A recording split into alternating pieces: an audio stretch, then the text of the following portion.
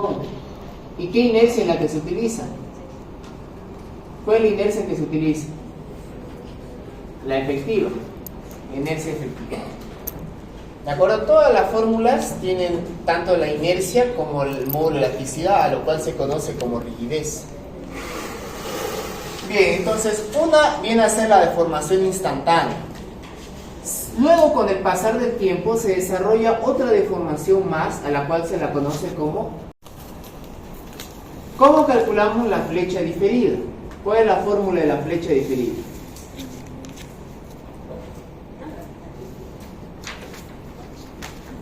¿Cuál es la fórmula de la flecha diferida? Dice que es la deformación debido a la carga muerta más un porcentaje de la carga viva por un factor beta menos 1. ¿Ya? De esa forma tenemos la flecha diferida. Luego, si sumamos la flecha diferida y la flecha instantánea, ¿qué nos da esto? ¿Qué nos da la suma de estas dos deformaciones? ¿Qué nos da el sumar la flecha instantánea más la flecha diferida? ¿Qué nos da esto? La flecha total, ¿no? La deformación total, correcto. Bien, entonces de esa forma obtenemos la deformación total, que fue lo que vimos en la clase del día miércoles. Esta es la deformación total. Ahora, entendamos que hay otro tipo de flecha, que es la llamada flecha activa. Flecha o deformación activa.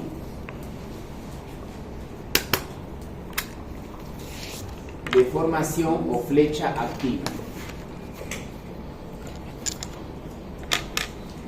Bien, ¿cuál viene a ser la deformación o flecha activa? Fíjense.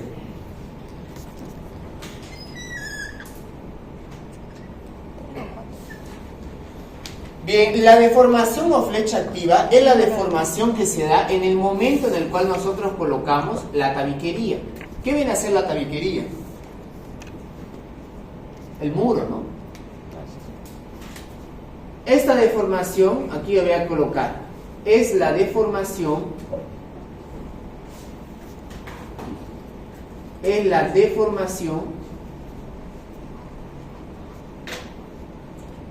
que empieza en el momento en que colocamos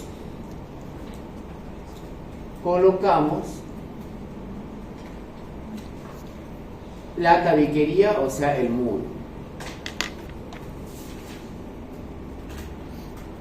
Ahora, ¿cuándo ustedes creen que se coloca el muro? No sé si tal vez algunos ya han tenido experiencia en la construcción. ¿En qué momento se coloca el muro?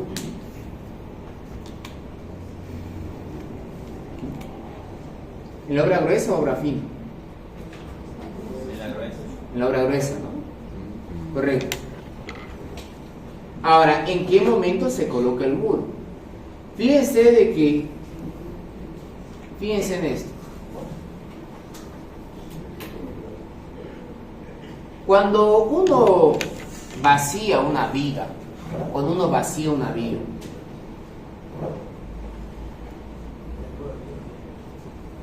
para darle forma al hormigón, ¿qué utilizamos? La cimbra o encofrado, ¿no? Ahora, cuando uno hace una viga, cuando uno vacía una viga, obviamente le colocará todo el encofrado, ¿no?, que sea necesario. Debajo del encofrado, ¿qué hay? Los puntales, ¿no? Correcto, se suelen colocar puntales. Ahora yo les pregunto, ¿el muro se coloca antes o después de los puntales? ¿Antes o después de retirar los puntales? El muro se coloca antes o después de retirar los puntales. Ya, puede ser antes o después, no hay ningún problema. Mayormente es después, ¿no? Pero tomen en cuenta lo siguiente: si yo estoy construyendo a contrarreloj, Obviamente a mí me conviene que mientras estén los puntales todavía, yo aproveche y siga y coloque los muros, ¿no? Así gano tiempo, porque imagínense esperar hasta que ya se endurezca la viga, retire los puntales y luego coloque el muro. Hasta ahí pasa un buen tiempo. Entonces, depende, más que nada depende de mi cronograma, si es que estoy o no con tiempo para poder colocar los muros antes o después de retirar los puntales. Ahora veamos estas dos situaciones. Fíjense, veamos estas dos situaciones. Uno, aquí sería la flecha o la flecha activa. Flecha activa antes de retirar los puntales. Los puntales. Veamos entonces en esta situación.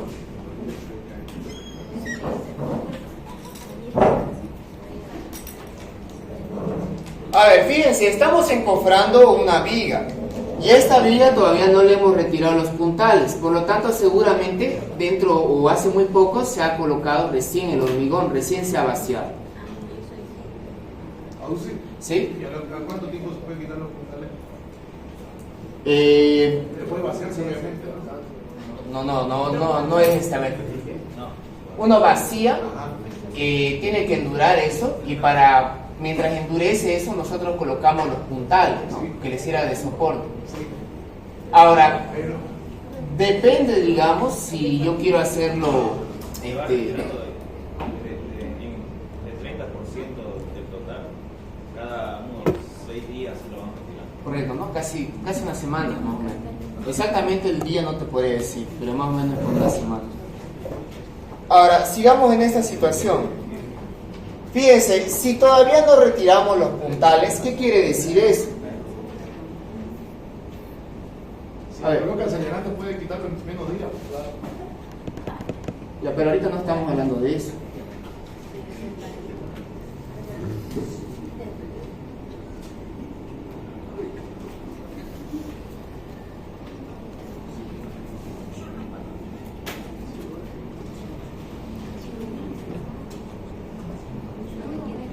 Ya, fíjense en esto. Si todavía no se han retirado los puntales, quiere decir que esta viga todavía no ha endurecido por completo. Entonces, al momento en el cual nosotros coloquemos el muro o tabiquería, va a empezar a desarrollarse la flecha activa. Entonces, esta deformación de acá, la deformación que va a haber acá, va a ser la flecha activa. Como todavía el hormigón de la viga no se ha estabilizado por completo, entonces, ¿qué deformación va a ser esta? ¿Qué deformación va a ser esa? Fíjense acá. Va a ser la deformación total. Entonces, cuando se está colocando muro antes de retirar los puntales, por lo tanto el hormigón de la viga todavía no ha endurecido, la flecha activa será igual a la deformación total. Ahora, ¿qué pasa cuando ya se ha endurecido la viga? O sea, ya le hemos dado un tiempo para que se logre cambiar al estado sólido por completo la viga. Acá. Veamos qué ocurre, ¿no? Flecha activa. Después de retirar los puntales.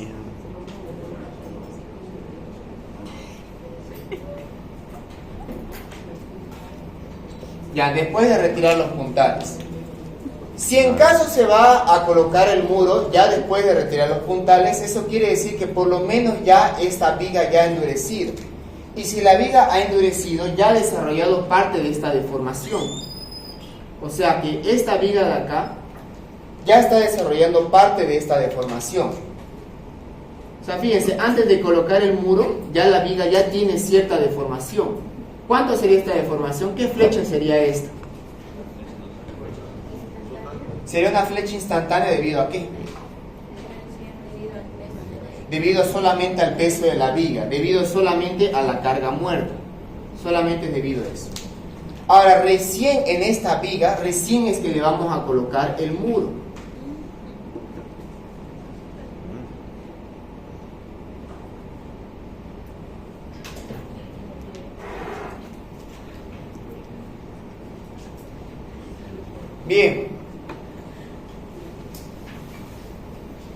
Entonces recién ahí se va a colocar el muro. Entonces recién cuando coloquemos el muro, recién se va a desarrollar la flecha activa. Por lo tanto, acá, la flecha activa. Por lo tanto, cuando ya se han retirado los puntales, ¿cuánto va a ser la flecha activa? Fíjense. ¿Cuánto va a ser la flecha activa? Va a ser la flecha total menos, porque ya ha ocurrido la deformación debido a la carga muerta. Entonces, esto va a ser la flecha total menos la deformación debido al peso de la viga. Sin embargo, la deformación total sabemos que es igual a la deformación instantánea. La deformación instantánea, ¿quién la produce? Tanto la carga muerta como la carga viva. Entonces aquí va a ser D más G. Más la deformación diferida. Entonces aquí la deformación diferida. Menos la deformación debido a la carga muerta. Ahora, si nosotros separamos, si analizamos por separar esta deformación, aquí va a ser la flecha debido solo a la carga muerta, más la flecha debido a la carga viva, más la flecha diferida. Y a esto le descontamos la flecha debido a la carga muerta. Fíjense que entre este y este se anula y nos queda lo siguiente, que la flecha activa, cuando se coloca el muro después de retirado los puntales, había sido lo siguiente: flecha activa es igual a la flecha debido solamente a la carga viva más la flecha diferida.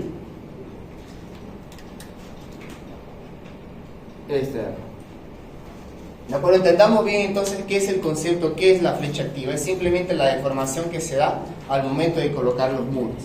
Esto de la deformación activa es muy importante, más que nada para entenderle bien cuando la norma me dé ancho de deformación permisible. Porque van a ver que la mayoría de los valores límites no es para la flecha total, sino que es para la flecha activa que se hace el control.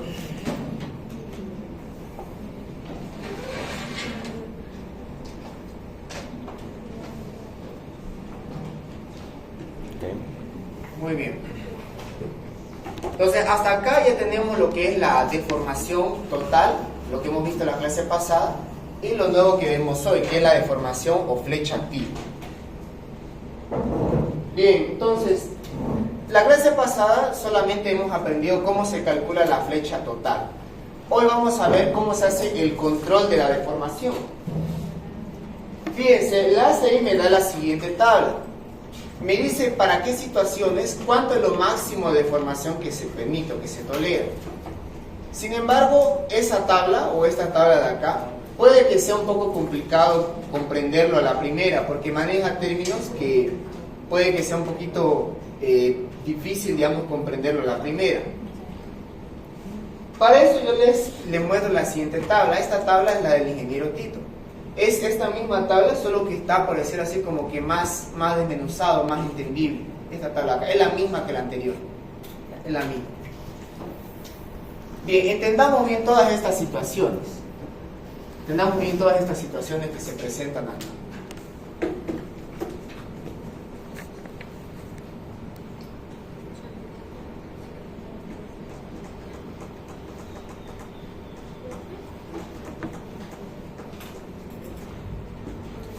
Bien, dice acá, tenemos 5 situaciones. El primero dice, ¿qué pasa cuando tenemos una viga o losa que no tiene nada de muro ni encima ni por debajo? Ni encima y o por debajo. Por ejemplo esto, voy a dibujarles un esquema. Para el primero, imagínense por ejemplo que tienen esto. Es una viga que no tiene muro ni por encima ni por debajo. Por ejemplo, esto de acá. No tiene muro ni encima ni por debajo. O sea, esto está libre. Libre abajo, libre arriba.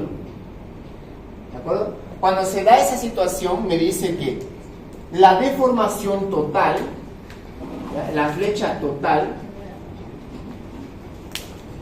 acá la deformación total, tiene que ser menor o igual a ¿cuánto? L sobre 300, ¿no? Siendo L, ¿qué cosa? L, la longitud del tramo que queremos analizar su deformación. En este caso, si queremos analizar este tramo de acá, tenemos que ver cuánto es su deformación. ¿Cuánto va a ser su deformación? y verificar que esta deformación total no sea mayor que la admisible, que es L sobre 300. ¿De acuerdo? Eso es lo que nos dice este primer valor. El segundo dice, ¿qué pasa si nuestro, losa o viga tiene consigo qué cosa? A ver, me lo dictan, ¿qué dice la segunda parte? Vigas y losas que soportan elementos estructurales susceptibles de dañarse por excesiva deformación, colocados por encima y o por debajo. ¿No? Correcto. ¿Qué elemento creen ustedes que es bien susceptible a la deformación? ¿Qué elemento creen ustedes que es bien susceptible?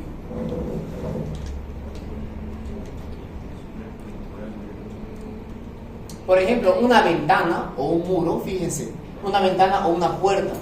Si la deformación es muy grande, ¿qué va a ocurrir ahí?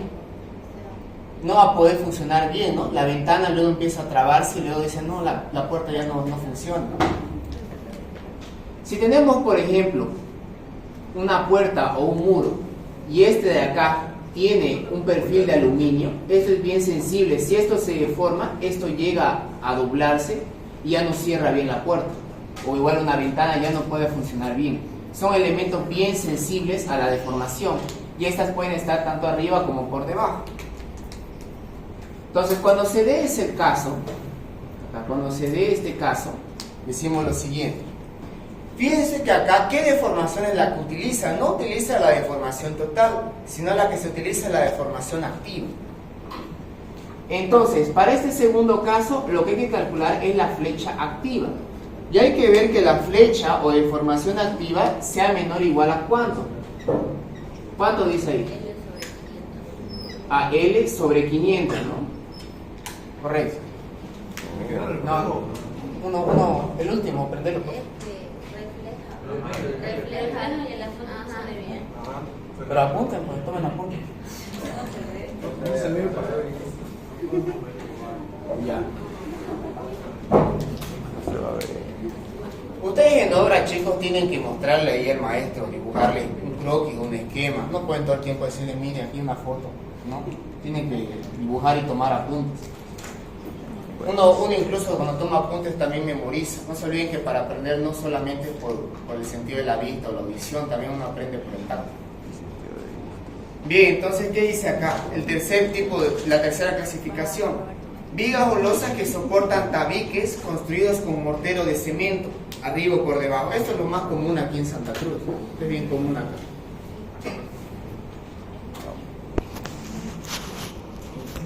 ¿Cómo es eso? Supónganse ustedes este elemento de acá, el mismo elemento, pero ahora tiene viga, pero ahora tiene un muro. Dice que puede ser arriba y o por debajo. Supongamos acá arriba. Si aquí encima de la viga tenemos un muro, ¿ya? Y este muro va a tener un revoque, dice ahí de cemento, ¿no? Un revoque de cemento. Revoque de mortero, perdón, revoque de mortero. ¿Qué creen que va a pasar acá en el momento que esta viga empiece a deformarse? Cuando esto empieza a deformarse, ¿qué creen que va a pasar ahí con el muro? Se va a gritar. Van a aparecer unas grietas, ¿no? Aparecen unas grietas de esta forma. ¿De acuerdo? ¿Por qué es eso? ¿Por qué creen que es bien sensible? Fíjense que cuando se tiene un revoque de mortero, la flecha activa tiene que ser menor o igual a ¿cuánto? L sobre ¿cuánto? 500. L sobre 500, ¿no? Bien, fíjense que es bastante susceptible, es bastante sensible a la deformación. ¿Por qué creen que es eso?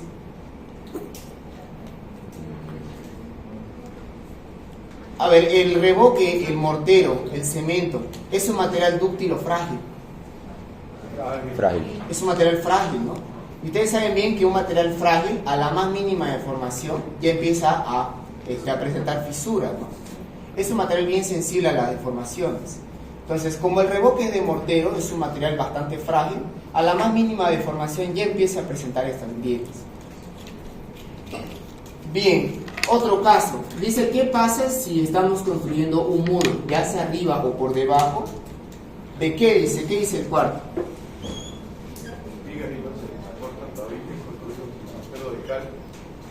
Mortero de cal, ¿no? Con un mortero de cal. Supongamos que este está aquí debajo, ¿no? Dice, puede estar arriba y o por debajo. Dice acá un mortero de cal. Ahora, para cuando tengamos un revoque, un mortero de cal, ¿cuánto es la deformación que me permite? Aquí dice la flecha activa tiene que ser menor o igual a ¿cuánto? 400, ¿no? Es más permisible acá. Fíjense que me permite una mayor deformación. ¿Por qué es eso? La cal es un material que, por decirlo así, admite mayor deformación. Si bien sigue siendo un material medio frágil, por lo menos permite cierta deformación antes de empezar a presentar estas grietas. Se podría decir que sí, que es más dúctil. Y finalmente el quinto dice que es cuando es un mortero. ¿Dónde está? Un mortero de yeso, ¿no? De estuco. Como por ejemplo el cielo raso, ¿no? El cielo falso también es de estuco. De hecho, justamente por eso es que lo hacen acá de estuco el cielo falso. Porque la losa presenta una deformación. La losa presenta una deformación. Y esa deformación suele ser, no diré muy grande, pero sí es considerable. Y si el yeso fuera un material muy sensible, pues ya empezaría a gritarse. Bien, entonces ya tenemos acá contemplado lo que viene a ser nuestra clasificación. Es en base a esta tabla que nosotros hacemos el control de la deformación. Entonces, el control de la deformación es muy parecido a la fisuración. Es muy parecido a la fisuración. ¿En qué sentido? La fisuración, ¿cómo se controla? En fisuración el ancho calculado tiene que ser menor o igual a un ancho límite o admisible, ¿no? Que dependía de dónde es que se encuentra el elemento. Acá lo mismo. La deformación calculada tiene que ser menor o igual a una deformación admisible que nos da la norma. Bien, entonces, tomando en cuenta eso, ya podemos hacer lo que es, vamos a calcular lo que es hacer el control de la deformación.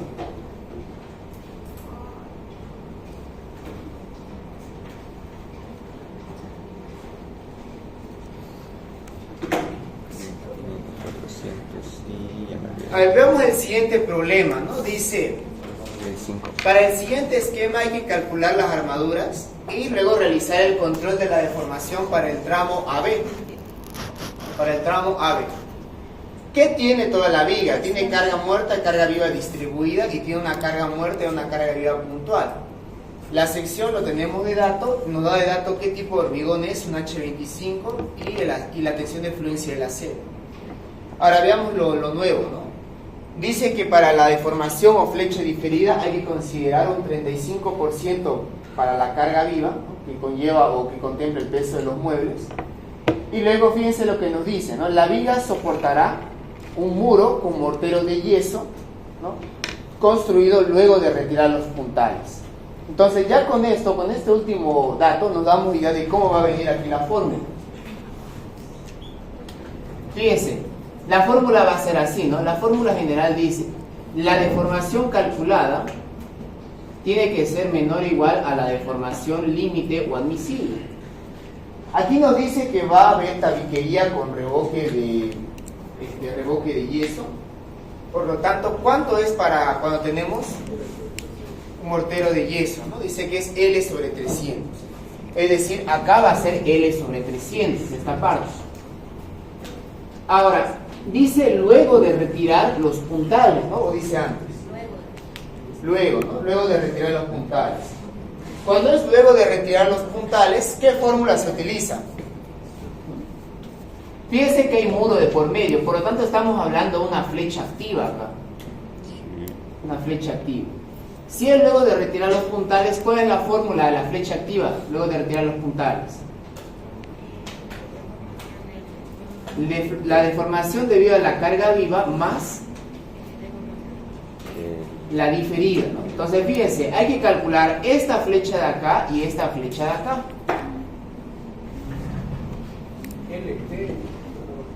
LT, perdón, ¿no? La flecha debido a la diferida.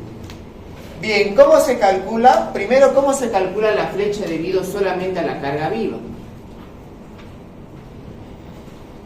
Veamos, la flecha debido a la carga muerta más la carga viva es lógicamente la deformación debido a la carga muerta más la deformación debido exclusivamente a la carga viva.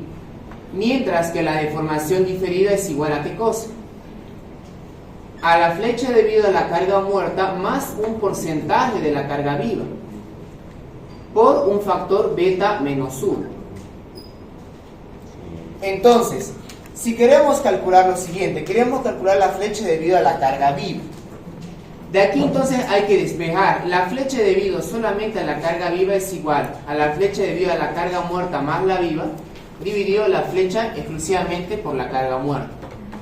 Y acá abajo la flecha diferida es igual a la flecha instantánea debido a la carga muerta más un porcentaje de la viva por el factor beta menos 1. Entonces, ¿cuántas deformaciones hay que calcular para poder obtener este y este? Fíjense, hay que calcular la flecha instantánea debido tanto a carga muerta como carga viva, la flecha debido solamente a la carga muerta y la flecha debido a la carga viva, pero a la carga muerta más un porcentaje de la carga viva. Para poder hacer este diseño hay que calcular 3 flechas. Con esas 3 flechas calculamos este y con estos dos hacemos nuestra verificación. Bien, entonces veamos cómo se hace el cálculo de estas flechas.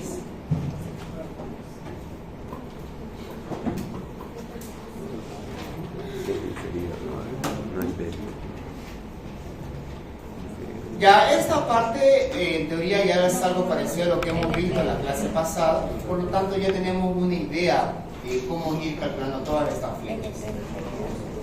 Primero, como lo que nos pide es diseñar, siempre se empieza por un diseño.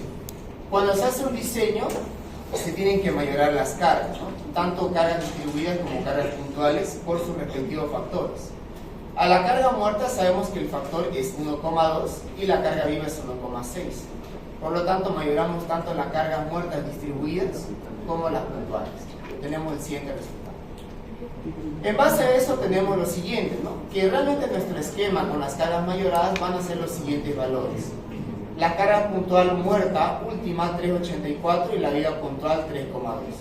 La distribuida muerta 2,4 y la 2,76 y la viva distribuida 2,4. Ahora, en ese esquema, ¿cuántos estados de carga habría? Correcto, ¿no? En sí, en realidad son 3, pero basta con hacer 2. Sin embargo, acá solamente nos pide diseñar para qué tramo. El AB, ¿no? Por lo tanto, ¿qué estado de carga tendríamos que hacer acá? Solamente hay que cargarlo con carga viva el tramo AB, ¿no? Ese nos daría el momento máximo en dicho tramo. Muy bien, entonces solamente analizaremos cuando hay carga viva concentrada en esa parte. Y eso nos da lo siguiente.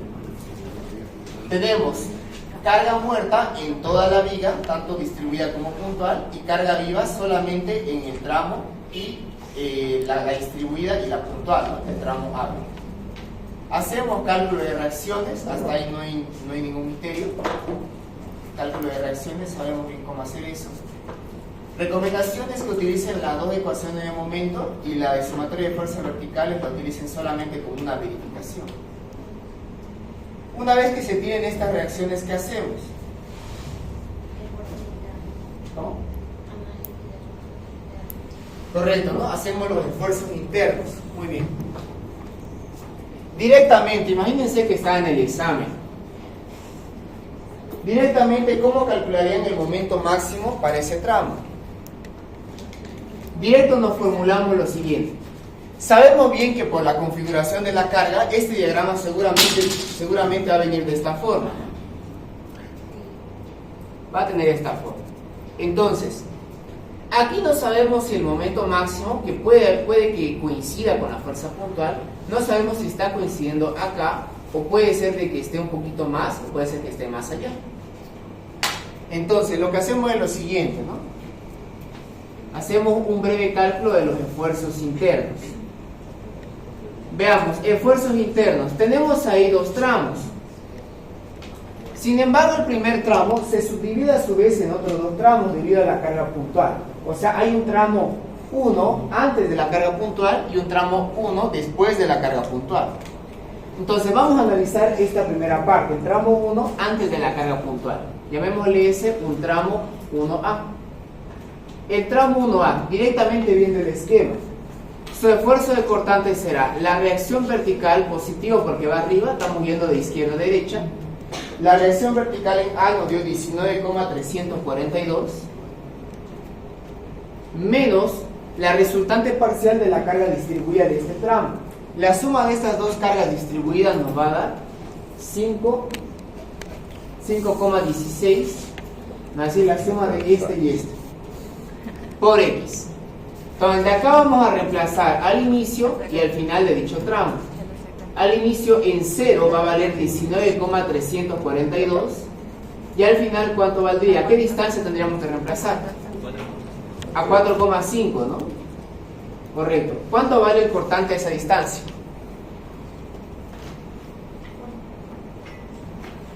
Directamente. 19,342 menos 5,16 por 4,5. Menos 3,878. 878. Muy bien, hay un cambio de signo. Fíjense, hay un cambio de signo. Como hay un cambio de signo, eso quiere decir que hay un momento máximo en dicho tramo. Entonces, incluso con la misma ecuación de cortante se puede formular la de momento, ¿no? Simplemente sería integrar esta ecuación de acá. Entonces, si integramos esto, va a ser 342 por x menos 516 x al cuadrado sobre 2. Ahora, vemos que en el tramo 1A no hay ninguna carga de momento. Por lo tanto, aquí se hace o más 0, ¿no? Porque no hay ninguna carga de momento. Si aquí reemplazamos el momento en 0, nos va a dar 0, ¿no? Y es lógico porque en el apoyo A no tiene que haber momento. Luego, el momento al final de ese tramo, una distancia de 4,5, ¿cuánto nos da ese momento? A ver.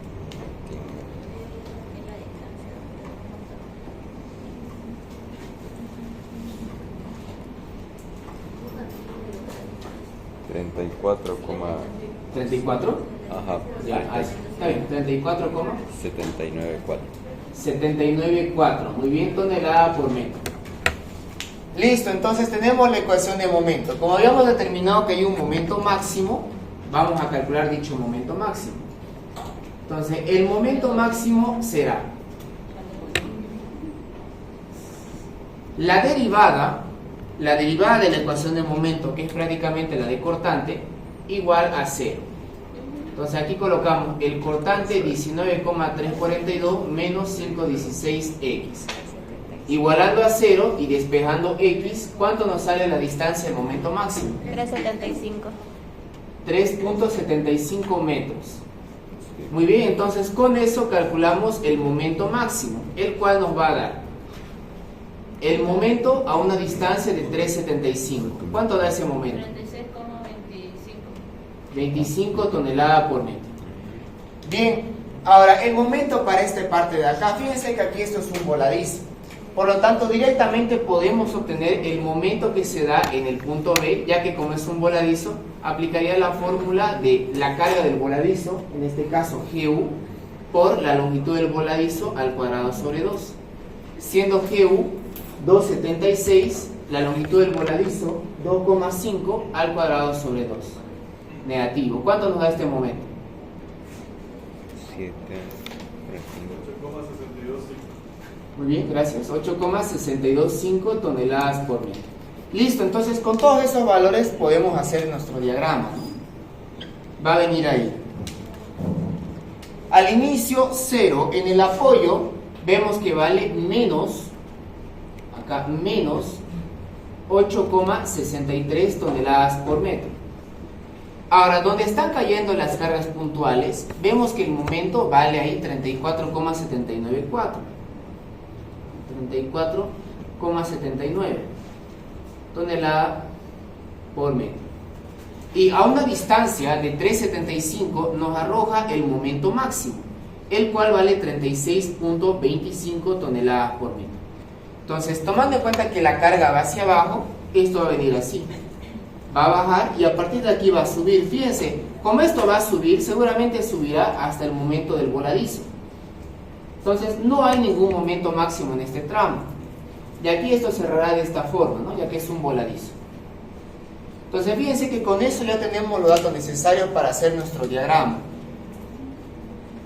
Nos pidió diseñar para el tramo AB, por lo tanto de aquí vamos a tomar el momento máximo para el tramo AB, el momento máximo positivo, en este caso 36.25. ¿De acuerdo? Ese va a ser nuestro momento de diseño. Nuestro momento de diseño, ¿qué es lo que tenemos acá?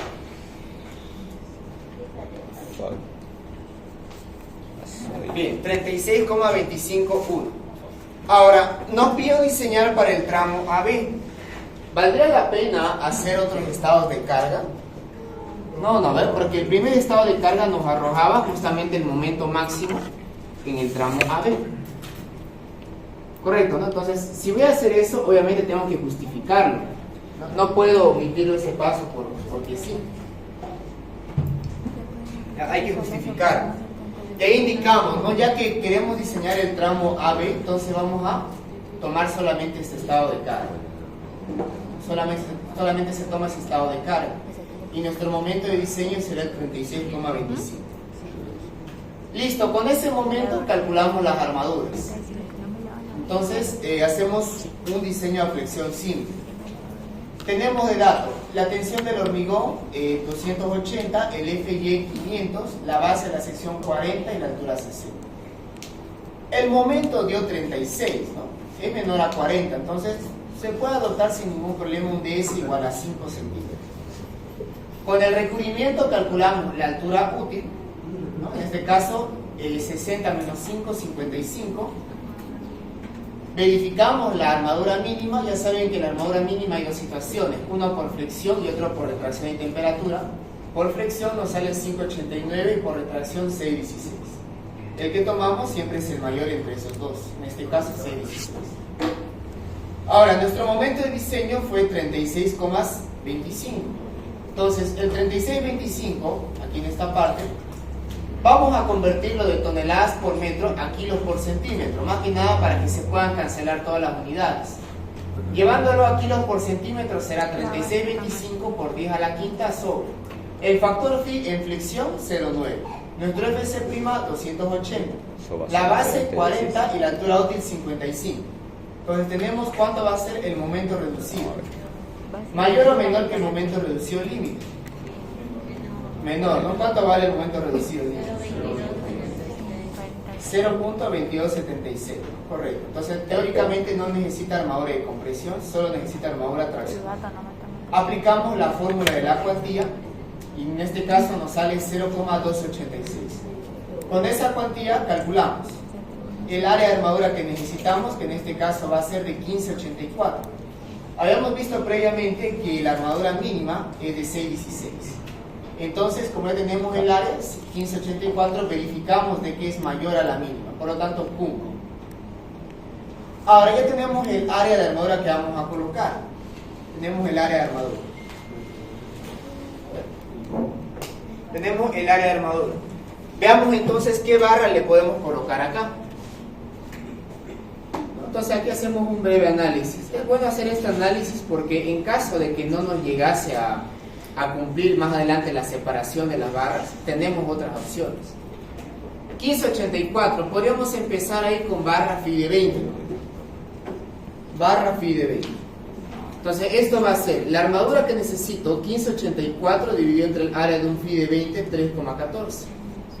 ¿Cuánto nos da esto? 5.04, ¿no? Es decir que mínimo necesitamos 6 barras. Si utilizamos barra phi de 16, ¿cuánto sería? 201. ¿Cuánto sería? 789, unas 8 barras. Ahora, si utilizamos barra phi de 12, ¿cuánto sería?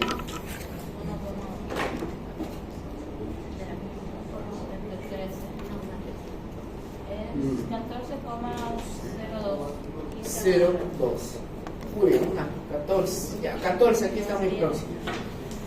Bien, a ver. Según la norma, si yo combino una barra, a lo mucho puedo combinarla con dos barras que están por encima, por debajo de esta, por debajo o por encima. No puedo combinar por tres, digamos, por debajo ni por encima. Entonces, tomando en cuenta eso, veamos qué opciones tenemos. Veamos qué opciones tenemos. 6 barras phi de 20. Otra opción sería 8 barras phi de 16. Otra opción sería 14 barras phi de 12. Veamos cuánto nos dan estas áreas. ¿Cuánto nos dan 6 barras phi de 20? 6 por 3, 14. 15,7. 15,7. Muy bien. ¿Otra? 16,08. Ah, no, son 6, ¿no? Sí, sí. 1884. Como 84, ¿no? Muy bien. 8 por 2.01. 16,08. 16.08, ¿no? Sí, bastante próximo. Y otro 14 por 1.13. 15,82, ¿no? Fíjense, es bastante próximo. Ahora, podríamos adoptar sin ningún problema las 14 barras phi de 12. Pero ¿qué problema creen que vamos a tener ahí? Separación. Fíjense que la separación, o bueno, la cantidad de barras es bastante. Es bastante. Ya, es bastante la separación. Entonces, podríamos hacer dos cosas. Podríamos combinar, o sea, podríamos hacer una combinación por ahí, capaz una combinación me da algo más exacto. Por ejemplo, a ver, 2 barras phi de 20 más unas 4 barras phi de 16. ¿Cuánto nos da esto? 2 barras phi de 20 y 4 de 16. 23,74. 3 barras phi de 16. ¿Cuánto? 12,31. A ver, 3 de 20 y 2 de 16. ¿Cuál? 3 de 20 y 3 de, no, 4 por 20 y 3 de 12. 4 por 20 y 3 de 12 sale 15,95. 15.95, ¿no? Muy bien, puede ser una buena combinación. Ahora, aquí un comentario. Si colocásemos barras del mismo diámetro, ¿qué ventaja creen que nos va a dar eso? El DS va a ser mucho más fácil de calcular, ¿no? Si colocamos barras de diferente diámetro y encima que estén en más de una fila, se hace poco complicado calcular el DS. Y acá sí o sí necesitamos el DS, ¿no? Para poder calcular la inercia de la sección fisurada. Bien, entonces podríamos adoptar sin ningún problema desde acá las 8 barras phi de 16. A ver, la sección era de 40 por 60, ¿no? 8, sí, puede entrar 8. Veamos.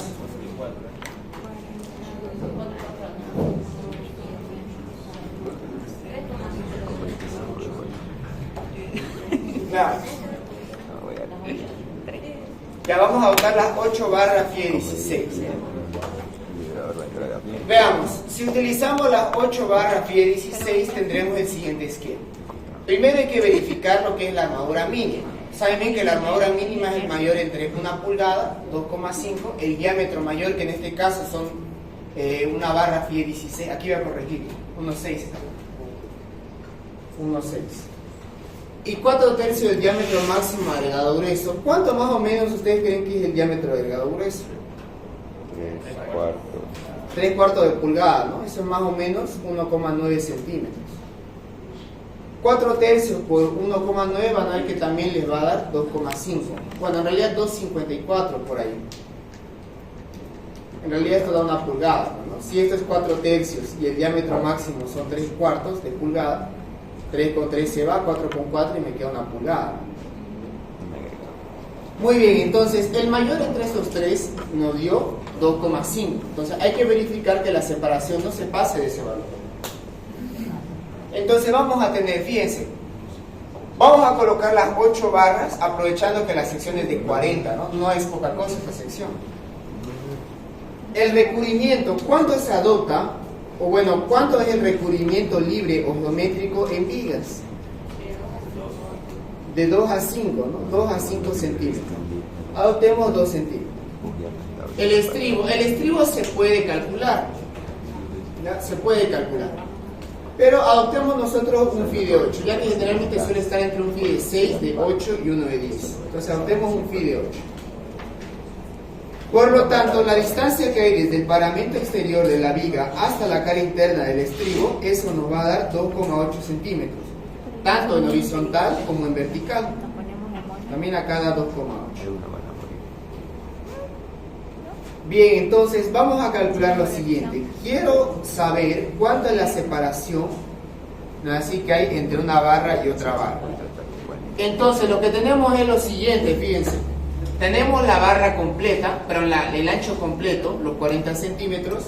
A los 40 vamos a descontarle 2,8 de un lado, 2,8 de otro lado. Luego vamos a descontar 1, 2, 3, 4, 5, 6, 7, las 8 barras phi de 16. Y esto lo vamos a dividir entre los 7 espaciamientos que tenemos. Entonces, haciendo el cálculo nos quedará lo siguiente, fíjense. 40 menos 2 veces 2,8 menos 8 veces 16 entre 7 nos sale 3.09. Vemos que la separación entonces cumple con la separación mínima. ¿Sí?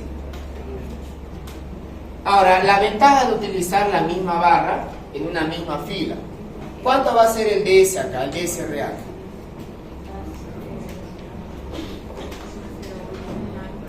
2,8 más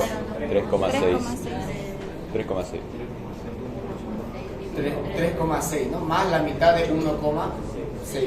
Correcto. Bien, entonces, fíjense, esto nos va a quedar entonces 2,8 más la mitad 1,6, 3,6.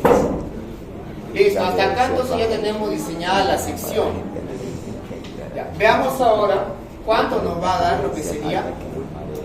Bueno, vamos a analizar ahora sí en el estado de servicio. Hasta acá en teoría acaba hormigón 1. Recién acá empieza hormigón 2. Bien, para el control de la deformación hay que obtener una serie de valores. Realmente lo que queremos obtener es esto, ¿no? La inercia efectiva. Es por culpa de esto que se hace largo el problema, por la inercia efectiva. Para poder obtener la inercia efectiva, ¿qué necesitamos conocer? ¿En función de qué está la inercia efectiva? Hay que calcular la inercia de la sección geométrica, la inercia de la sección fisurada, el momento de fisuración y el momento máximo de servicio. O sea, fíjense que está en función a 4 variables. Hay que calcularlas esas 4. Primero, calculemos la inercia de la sección geométrica, es lo más sencillo. Para obtener eso hay que analizar la sección bruta o la sección no fisurada. ¿En qué estado estaba esto? Acuérdense de los estados del hormigón. Esto estaba en el estado 1, ¿no? En el estado no fisurado. En el estado no fisurado solamente se toma en cuenta lo que es el aporte del hormigón, se desprecia el aporte del acero. Por lo tanto, la sección que nos queda es la siguiente, tal cual la sección que teníamos. Es una sección rectangular, por lo tanto sabemos que el centro de gravedad está a la mitad de la base y mitad de la altura. Entonces, la distancia al centro de gravedad será la mitad de la altura, 60 medios, eso nos va a dar 30. Inercia de la sección geométrica es una sección rectangular y para eso conocemos la fórmula que es base por altura al cubo sobre 2.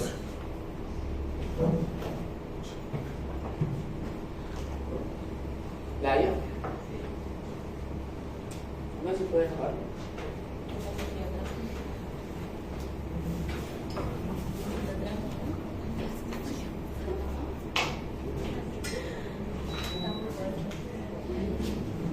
Bien, entonces la inercia de la sección geométrica. La inercia de la sección geométrica base por altura al cubo sobre 2. En este paso, ¿qué más aprovechamos en calcular? Fíjense que ya tenemos esto. Ya tenemos esto de acá.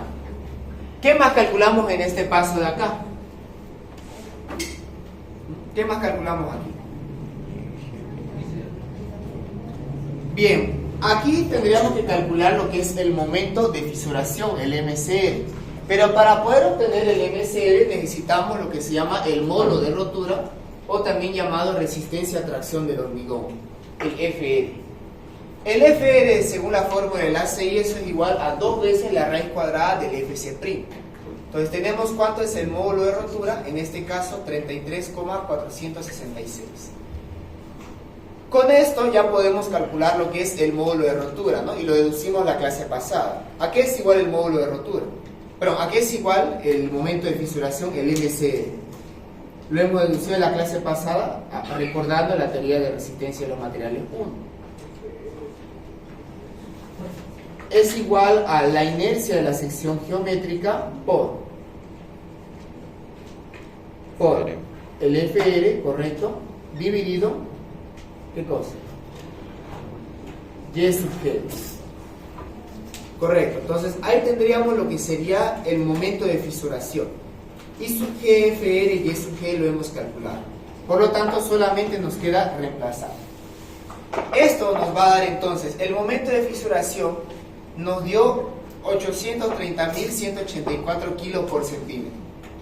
Preferible manejarlo ese momento en toneladas por metro. Por lo tanto, lo dividimos entre 10 a la quinta y nos va a quedar 8,032 toneladas por metro. Hasta ahí acabaría el análisis de la sección bruta o no fisurada. Luego vamos a ver la sección fisurada. ¿En qué consistía la sección fisurada? ¿Cómo era el análisis acá? En la sección fisurada estamos en el estado 2. Entonces, existe un eje neutro de servicio que me divide la zona comprimida de la zona traccionada. La distancia que hay desde el borde comprimido hasta este eje neutro de servicio es la que llamamos la distancia X, o profundidad del eje neutro. Ahora, la parte de aquí arriba se comprime, y esa compresión es aguantada por el hormigón, por lo tanto se toma toda esta área como compresión del hormigón. Y en la parte traccionada, ¿quién actúa? El acero. Sin embargo, el acero es un material diferente al hormigón, por lo tanto, esto es lo que hay que hacer. Se hace una homogeneización del área del acero. Y ahora sí, recién podemos calcular lo que es el momento estático para obtener esta distancia X. A ver, ¿qué distancia sería esta de acá? La que hay desde el borde comprimido hasta la armadura traccionada. Es la altura útil real. Es la altura útil real porque ya conocemos cuánto es el DS real. Ahora, la distancia que hay desde el eje neutro de servicio hasta la armadura traccionada, esta de acá recién es la distancia Y. Recién esta es la distancia Y. Muy bien, entonces, con todos estos datos, tomando en cuenta, vamos a poder calcular X. Primero, calculemos cuánto nos va a quedar como altura útil real. Veamos, la altura útil real será, aquí lo tenemos. La altura útil real será la altura total menos el DS real. El DS real que hemos calculado nos dio 3,6, por lo tanto la altura útil real vale 56,4. Ahora, ¿qué área de armadura estamos colocando? ¿Qué barras estamos colocando? 8 barras fie 16, ¿no? ¿Cuánto es 8 barras fie 16 en área? 1608, ¿no? Correcto, 1608 centímetros cuadrados. Muy bien, ahora, para calcular el factor de homogenización es la relación entre dos módulos. En este caso, quiero llevar de acero a hormigón, por lo tanto será módulo de elasticidad del acero, 2.100.000 dividido el módulo de elasticidad del hormigón. ¿Y cuánto vale el módulo de elasticidad del hormigón? Hay que calcularlo, ¿no? La ACI igual tiene una fórmula para ello. 15.100 por la raíz cuadrada del FC'. El FC' lo conocemos, así que reemplazando nos da un módulo de elasticidad de 252.671. Ahora, si recién con eso podemos calcular el factor de homogenización. Módulo de elasticidad del acero sobre el del hormigón que acabamos de calcular nos sale 8,311. Listo, ahora la distancia Y. ¿Cuánto va a valer la distancia Y? La altura útil real menos el X, ¿no? Sin embargo, la altura útil real, el X todavía no lo conozco, por lo tanto lo dejaremos Y como 56,4 menos X. Ahora, ya que tenemos el factor de homogenización, podemos convertir de acero su equivalente a hormigón, así que multiplicamos N por AS. Y eso nos sale 133,64. Ahora sí, con estas dos áreas y esas distancias hacemos momento estático. ¿A qué sería igual el momento estático de la zona comprimida? Recuerden que el momento estático es área por distancia. Sí. ¿Cuánto es el área de esta zona? B por X, ¿no? La distancia que hay de aquí hasta acá es la mitad de la altura, en este caso la mitad de X. No hay más elementos en la zona comprimida. Eso lo digo porque si tuvieran ustedes una sección que tiene armadura comprimida, hay que tomar en cuenta esa armadura comprimida. Se tiene que tomar en cuenta. En este caso no tiene. Ahora, esto lo igualamos al momento estático de la zona traccionada. Área por distancia. El área ya lo tenemos, es N por AS. ¿Por qué distancia? Y, ¿no? Correcto. Entonces, Y sabemos que vale 56,4 menos X. De aquí, nuestra única incógnita va a ser X. Por lo tanto, de aquí tenemos la siguiente ecuación, ¿no? Es una ecuación cuadrática, va a tener dos soluciones. La que tomamos siempre es la solución positiva, que en este caso sale 16,357. Ya que tenemos X, fíjense, como tenemos X, puedo yo reemplazar acá y calcular cuánto vale la distancia Y, que en este caso nos da 40,043 centímetros. Listo, tenemos las distancias. Ahora, ¿cuál es realmente el fin de este paso? No es tanto hallar la distancia X, es otro el fin. ¿Qué queremos nosotros de esta sección? Queremos la inercia de la sección fisurada. El MSR ya lo tenemos. Queremos la inercia de la sección fisurada. Entonces, para hallar la inercia de la sección fisurada hay que calcular, o mejor dicho, hay que sumar el aporte de inercia que me da el hormigón y el aporte de inercia que me da el acero. El aporte de inercia que me da el hormigón es el siguiente. A ver, este de acá es un rectángulo cuyo eje, donde quiero calcular la inercia, se apoya en la base. Cuando tenemos un eje que se apoya en la base, ¿cuál es la fórmula de la inercia? Base por altura al cubo sobre 3, ¿no? 3 es cuando el eje se apoya en la base. Más el aporte de inercia que me da el acero. Según Steiner, ¿cuál es la fórmula de Steiner?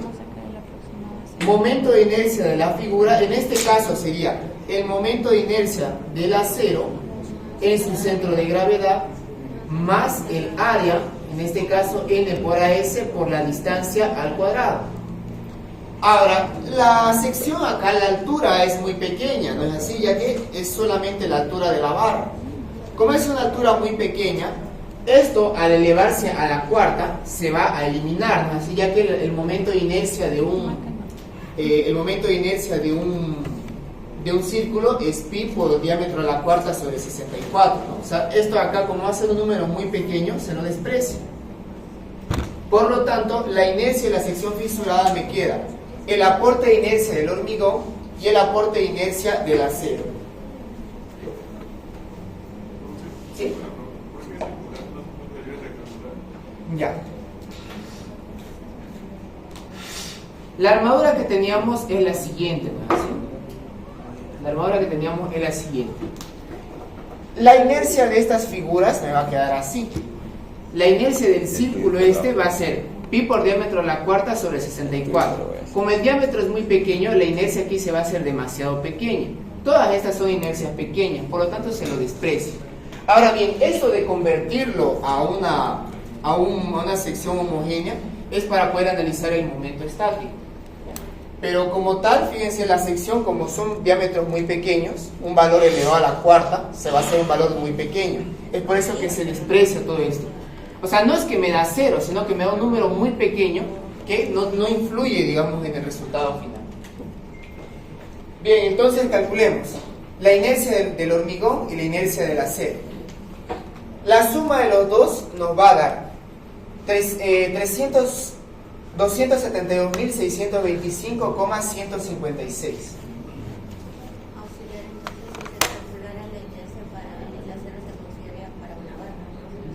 No, es de todas las barras, de todas las barras. Bien, tenemos entonces la inercia de la sección fisurada ICL. Hasta acá no hay ningún problema, el procedimiento es repetitivo al que vimos el día martes, el día miércoles. Bien, ahora, solamente nos falta el MA, solo nos falta el MA.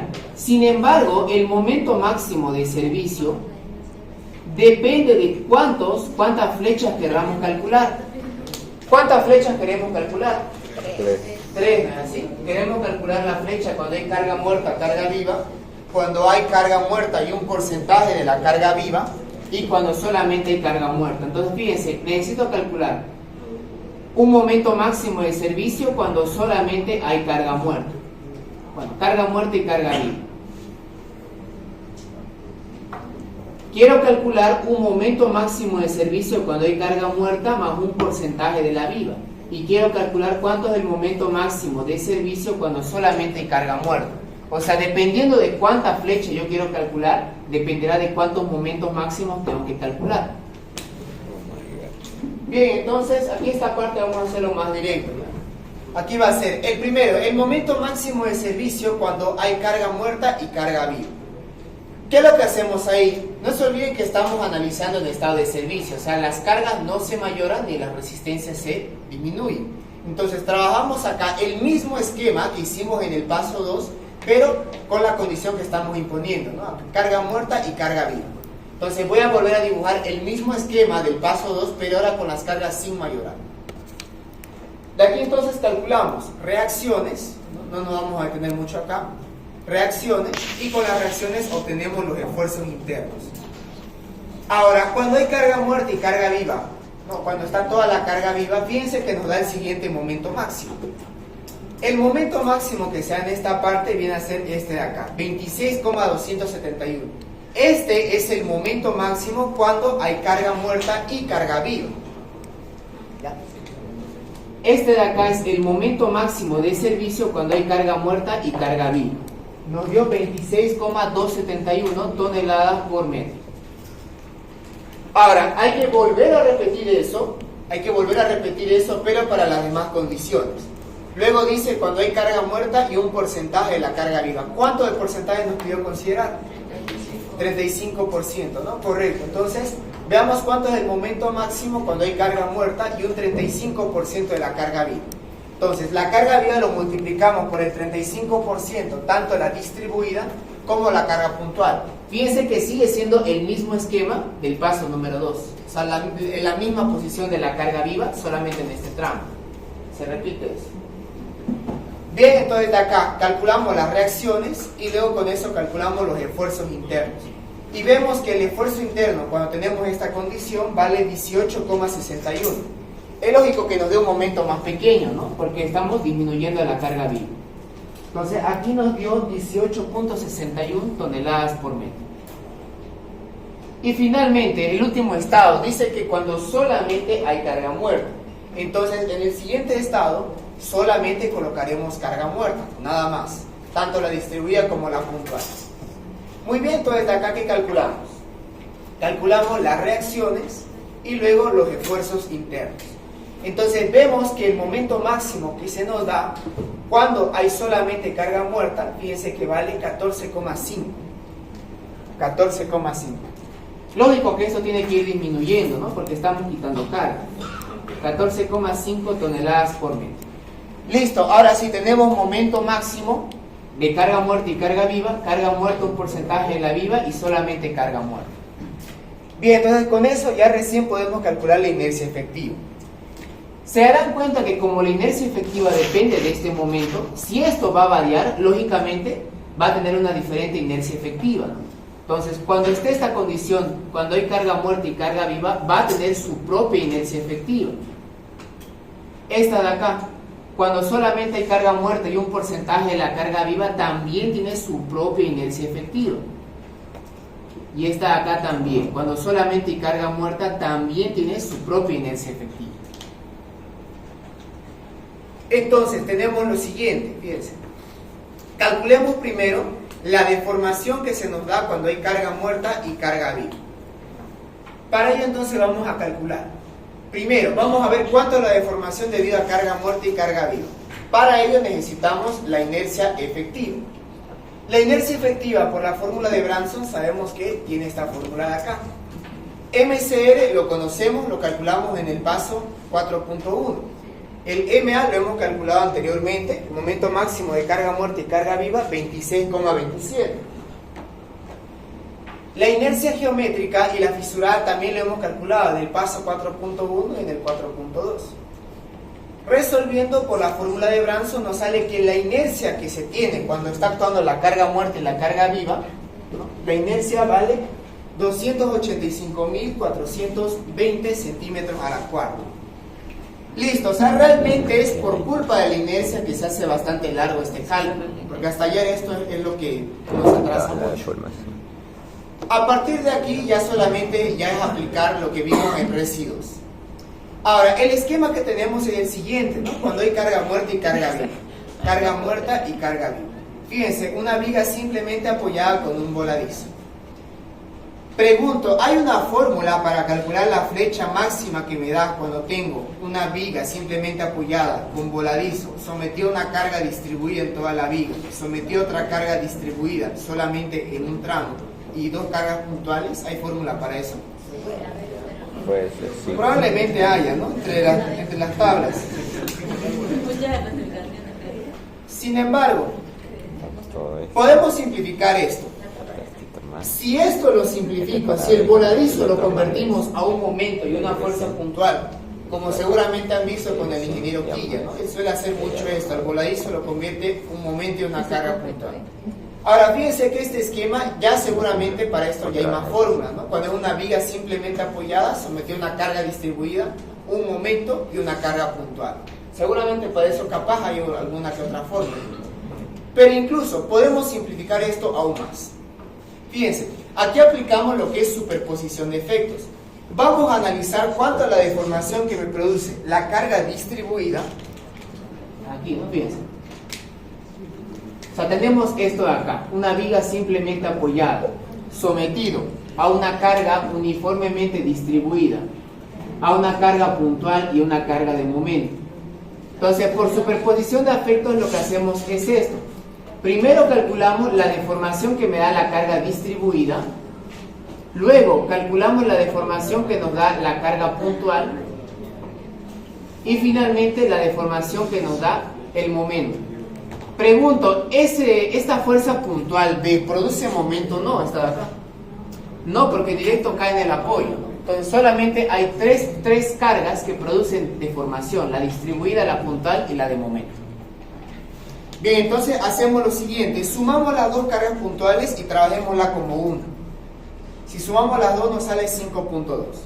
Si sumamos las dos cargas distribuidas, vamos a llamarla W, nos sale 3,8 toneladas por metro. Y el momento lo podemos calcular simplemente calculando el momento de un voladizo, ¿no? La carga del voladizo por la longitud al cuadrado sobre 2. En este caso nos da 7,188 toneladas por metro. Ahora, aquí en esta parte, no se olviden de que el módulo de elasticidad está en kilos sobre centímetro cuadrado y la inercia está en centímetro a la cuarta. Por lo tanto, tanto la fuerza como la carga tiene que estar en las respectivas unidades para que se puedan simplificar. La fuerza tiene que estar en kilos y la carga distribuida en kilos sobre centímetro. ¿Cuánto sería 3,8 toneladas por metro a kilo por centímetro? ¿Por cuánto multiplicamos? Por 10, ¿no? Y se hace 38 kilos sobre centímetro. Bien, entonces veamos cuánto me da la deformación debido a la carga distribuida, a la carga puntual y a la carga de momento. Entonces, aplicando superposición de efectos tenemos, debido a la carga distribuida, sabemos que la fórmula es 5, la carga por la longitud de la cuarta sobre 384 E por I. ¿Qué módulo de elasticidad tomamos? El del hormigón. ¿Y qué inercia? La inercia efectiva que hemos calculado cuando hay carga muerta y carga viva, ¿no? Esta inercia de acá. Pues muy bien, tenemos todos los datos necesarios, así que calculamos. La deformación debido a la carga distribuida nos sale 1,65 negativo. ¿Qué significa que sea negativo? Hacia abajo.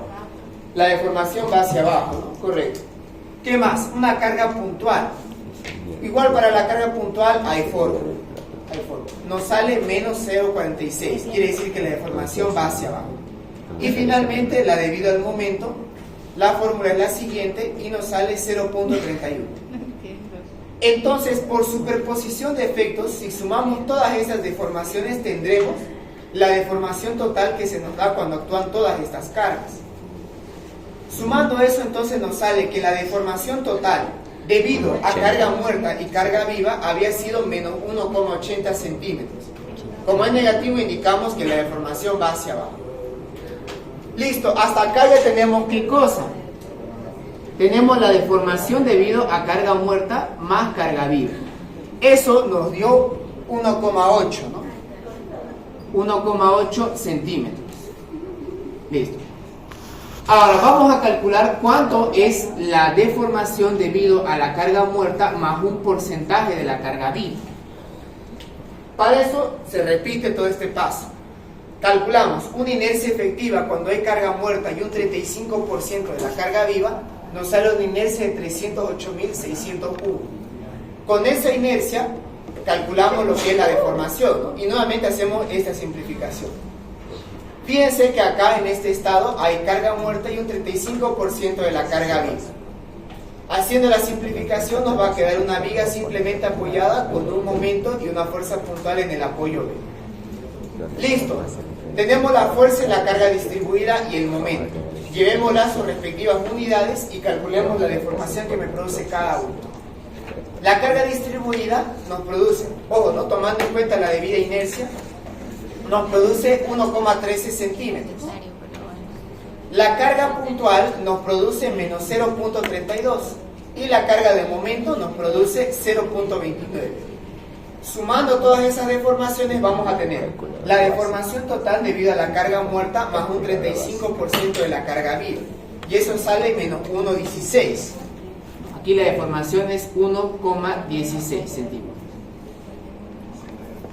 Ahora calculemos la deformación cuando solamente hay carga muerta. Nuevamente repetimos este paso. Calculamos la inercia efectiva.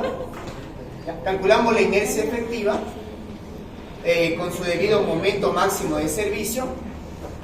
Hacemos la simplificación y obtenemos una viga simplemente apoyada con un momento y una carga puntual en el apoyo B.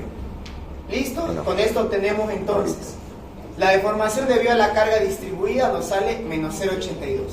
Debido a la carga puntual nos sale menos 0,23 y debido al momento 0,26. ¿Qué cosa? Sumando todas esas deformaciones tendremos entonces la deformación que me produce cuando solamente actúa la carga muerta. En este caso 0,79. Listo, ahora sí ya tenemos estas tres deformaciones. Con estas tres vamos a poder calcular lo que es la flecha activa. Y es esa flecha activa la que vamos a comparar con la flecha admisible. Veamos. Calculemos primero lo que es la flecha debido a la carga viva. Habíamos dicho al inicio, para calcular la flecha debido solamente a la carga viva es la flecha debido a carga muerta y carga viva menos la flecha debido solamente a carga muerta. Eso nos da la flecha debido la flecha debido a carga muerta y carga viva 1,8 y la que es debido solamente a la carga muerta 0,79. Eso nos da entonces lo siguiente. Esto nos da 1,01 centímetros. Esta es la flecha debido solamente a la carga viva. Y la flecha diferida. A ver. La flecha diferida dice que es la flecha debido a la carga muerta más un porcentaje de la carga viva. Esa ya la tenemos acá, ¿no? Carga muerta, la flecha debido a carga muerta más un porcentaje de la viva. Eso se multiplica por un factor beta menos 1. El factor beta, ¿a qué es igual? Es igual a factor épsilon sobre 1 más 50 veces la cuantía geométrica armadura comprimida. ¿De dónde nosotros conseguimos este épsilon? De una tabla, ¿no? Depende de cuánto es la vida útil de la estructura. Generalmente hacemos estructuras con una vida útil de 50 años arriba. Así que, si la vida útil va a ser de 5 años o más, el factor épsilon vale 2. No hay armadura comprimida, por lo tanto, aquí la cuantía va a ser 0, ¿no? Recordando claro que la cuantía geométrica de armadura comprimida es igual al área de armadura comprimida dividido la base por la altura útil. Entonces, como no hay armadura comprimida, esto se va a hacer 0 acá, 2 sobre 1, 2. Beta entonces vale 2. Este de acá ya lo habíamos calculado, 1,16, ¿no? La que es debido a la carga muerta y un porcentaje de la vida. Entonces, reemplazando, fíjense que la flecha diferida nos va a quedar 1,16. Y aquí entonces estamos colocando cuánto vale, ¿no? Esa tablita acá, la que nos indica, dependiendo de cuánto es la vida útil, cuánto va a ser el factor epsilon. Muy bien. No hay armadura comprimida, por lo tanto la cuantía había valido 0. Muy bien, tenemos entonces la flecha diferida y la flecha debido solamente a la carga viva. Veamos entonces el control. Aquí es donde acaba esto. Fíjense. Veamos la flecha admisible. Dice, la flecha admisible, ¿en qué situación estamos nosotros? Esta situación de acá, ¿no? Tabiquería que está construida o revocada con mortero de yeso. Muy bien, entonces como estamos en esa situación, la flecha admisible va a ser L sobre 300, siendo L la longitud del tramo que nos pidió analizar. En este caso L vale 700. 700 entre 300 nos da 2.33. Quiere decir que la deformación activa no tiene que pasarse de este valor. No tiene que pasarse de ese valor. Muy bien, entonces hasta ahí tenemos lo que es la flecha admisible, 2.33. Ahora, el problema nos dijo o nos pidió que que la flecha activa o la viga el muro se va a colocar después de retirados los puntales, ¿no? Entonces, fíjense, cuando es después de retirar los puntales, la flecha activa vale la flecha debido solamente a la carga viva más la diferida, que fue justamente lo que hemos calculado. Entonces, si sumamos la flecha debido solamente a la carga viva, 1.01, y la diferida nos sale 2.17. Vemos de que eso es menor que la flecha admisible, ya que la condición que tenemos es la última. Entonces vemos de que cumple. Por lo tanto, podemos afirmar de que este diseño, al menos para la armadura que hemos colocado, cumple con el control de deformación. En caso no hubiera cumplido, ¿qué hacemos? Se tiene que volver desde acá, ¿no?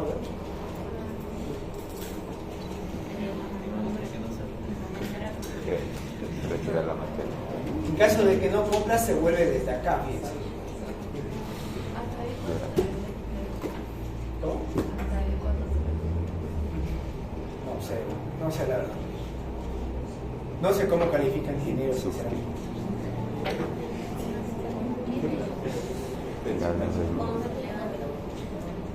A ver. También. Sí, desde paso 3, desde acá, fíjense, se vuelve cuando, si no te cumple el control de la fisuración, pero el control de la deformación se vuelve desde acá.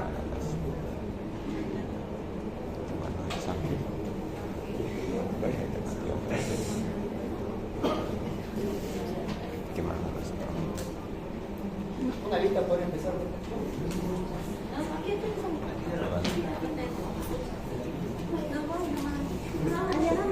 Ya. Fíjense, se empieza desde acá, desde donde terminamos con...